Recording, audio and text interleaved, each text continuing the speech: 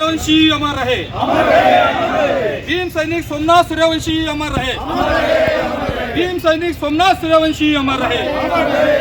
भीम सैनिक सोमनाथ सूर्यवंशी यांच्या मारेकरूंना, भीम सैनिक सोमनाथ सूर्यवंशी यांच्या मारेकरूंना, भीम सैनिक सोमनाथ सूर्यवंशी यांच्या मारेकरूंना परभणी पोलीस प्रशासनाचा, बहुजन समाज पार्टीचा, बहुजन समाज पार्टीचा भीम सैनिक सोमनाथ सूर्यवंशी अमर रहे, भीम सैनिक सोमनाथ सूर्यवंशी अमर रहे, भीम सैनिक सोमनाथ सूर्यवंशी अमर रहे, भीम सैनिक शहीद सोमनाथ सूर्यवंशी,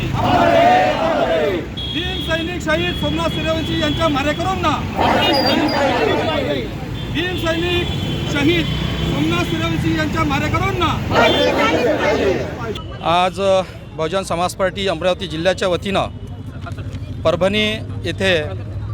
जो गेल्या 10 तारखेला डॉक्टर बाबासाहेब आंबेडकर यांनी लिहिलेल्या संविधानाची प्रतिकृतीची जी तोडफोड त्या ठिकाणी करण्यात आली आणि त्या प्रित्यर्थ परभणी येथील स्थानिक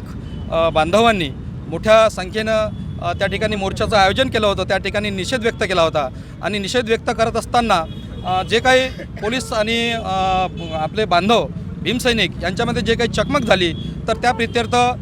तेथील स्थानिक पोलिसांनी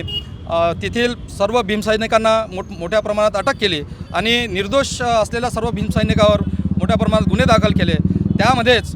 जो अटक केलेला भीमसैनिक जो आहे सोमनाथ सूर्यवंशी यांची पोलीस कस्टडीमध्ये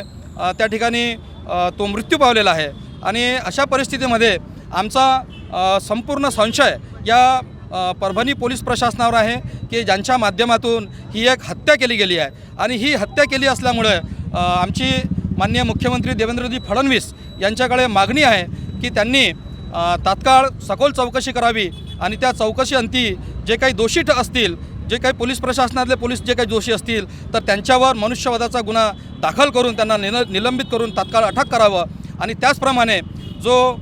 भीमसैनिक आमचा जो शहीद झालेला आहे सोमनाथ सूर्यवंशी तर यांच्या परिवाराला आर्थिक मदतसुद्धा देण्यात यावी आणि त्याचप्रमाणे त्याच्या परिवारातील सदस्याला शासकीय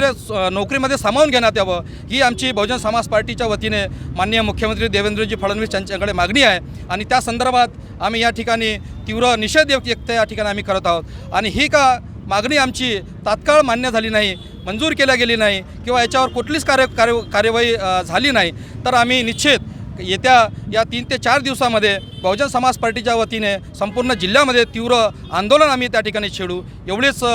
मागणी आमची माननीय मुख्यमंत्री देवेंद्रजी फडणवीस यांच्याकडे आहे।